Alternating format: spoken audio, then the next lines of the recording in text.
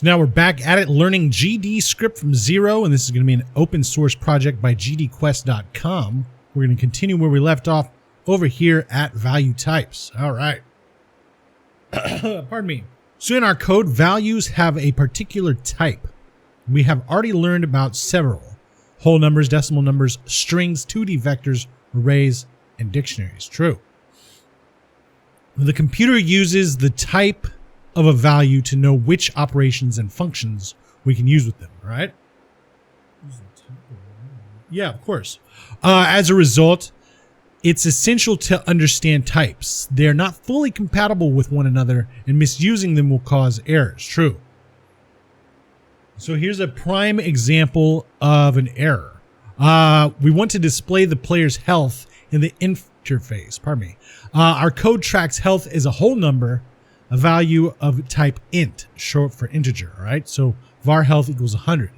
However, to display it on the player's screen, the computer wants text. It needs a value type string. Yes, it does. So we can concatenate two strings with the plus operator. I guess they're just throwing it in here, but we can do this. So we got print hello with a space plus there, and when we run it, we get hello there. So the following code kind of looks like it will work at first glance. Display health plus health. But the thing about it is, health right here is an integer. So it's not a string plus a string, right? So let's come down here and see what they're going to say. But when running the code, we get this strange error. Invalid operands, string and int in operator plus. Yeah, sure, okay. It tells us we can't add values of type string and int because they're incompatible. True. So in that case, we're going to need to convert the health number into a string, all right? So converting values into strings. We can get the text representation of a value by calling this str function, short for string. The function returns its argument as a new string. Okay. We can use this function whenever we want to turn some number or vector into text, all right? So we've got var health equals 100. And then we've got this run function where it displays health colon space plus, so this string plus the string of whatever health is. So it's going to take this integer and turn it into a string, right? So it's going to be just like a string concatenated with a string. And when we run it, we're going to get health 100 just like that. And this is all one string. So in this case, it turns the number 100 into string 100, or whatever number health is currently. True. So now we're going to be converting strings into numbers. So we can we can also convert strings into whole numbers or decimal numbers using respectively the int and float functions. Okay. Those functions can convert what the player writes in a text field into a number. For example, the number of potions to sell at once in a shop. So we've got var player input equals the string 10, okay? And var as whole number equals int player input. So it's turning this string into an integer, right? Some types are partially compatible, right? So most types are incompatible. For example, we can't directly add or multiply an array with a number. Yeah, of course not. We would have to do like a for loop and say for unit in units add, unit plus 1 if it was compatible. It was integer plus an integer. Anyway, let's go. So, however, some types are partially compatible. For example, we can multiply or divide a vector by a number. So we've got this run function print vector 2 1 1 times 10, and it'll probably give us 10 10. Let's do it, and it surely does. All right. So it's possible because other developers defined that operation for us under the hood. True. So however, we cannot directly add or subtract a number to a vector. We'll get an error. That's why in earlier lessons, we had to access the subvariables of position to add numbers to them. Oh, yeah, we had to do that. Like position.x, position.y, right? All right, so here's a surprising result. We're going to take the following division, 3 divided by 2. What would you expect to get? 1.5, right? What's print 3 divided by 2 in this run function going to give us? 1. Well, for the computer, the result of 3 divided by 2 is 1. Wait, what? That's because for the computer, the division of 2 whole numbers should always result as a whole number. So an int divided by an int is going to be an int, okay? So when we divide decimal numbers instead, we will get a decimal number as a result. All right, so we've got the run function is now print 3.0 divided by 2.0. We run it, we get 1.5. Now, what if it's 3.0 divided by 2?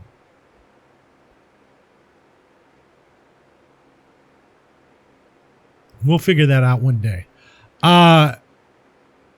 Even if it's just a 0, adding a decimal place tells the computer we want decimal numbers. True. So this shows us how mindful we need to be with types. Otherwise, we will get unexpected results. It can get pretty serious. Number errors can lead to bugs like controls not working as intended or charging the wrong price to players. Okay. So now we're on to understanding and mastering types is a key skill for developers. All right, cool. Programming beginners often struggle due to the lack of understanding of types. I get, yeah. Languages like GDScript hide the types from us by default. As a result, if we don't understand that some are incompatible, we can get stuck when facing type-related errors. So we'll want to keep that in mind when we're, in our learning journey. When writing code, we will need to understand everything that's happening. That said, let's practice some type conversions. Okay. So the first practice is going to be displaying the player's health and energy. So we want to display the player's energy in the interface, but face a type error. We're going to use our new knowledge to fix it. All right, so let's do it. So let's read this here. We want to display the player's energy in the user interface. This thing here. Currently, our code has a type error. We're trying to display a whole number while the display energy function expects a string. Okay, yeah. So this is an int and it needs a string here. So using the str function, we're going to clear the type error and make the energy amount display on the surface. All right. So we're going to wrap this up in the str function. So we can't change the energy variable definition. Setting it to 80 would break the rest of the game's code. True. So we must convert the value when calling display energy. True. All right. Anyway, so let's double click energy here. Let's wrap it in parentheses by just putting the front parenthesis on parenthesis. Let's press Control left arrow once and then left arrow one more time, and then let's say str in front of this, str, and that should put 80 in there. Let's run it. Yes, there it is. Got a check mark. Let's go to the next one. All right, so now we're letting the player type numbers. 99. What? Okay. What? Anyway, let's go. In our game shop, we want to let the player type numbers to select the number of items they want to buy or sell. We need to know the number of items in an int, but the computer reads the player's input as a string. Okay. Our task is to convert the player's input into numbers for the shop's code to work.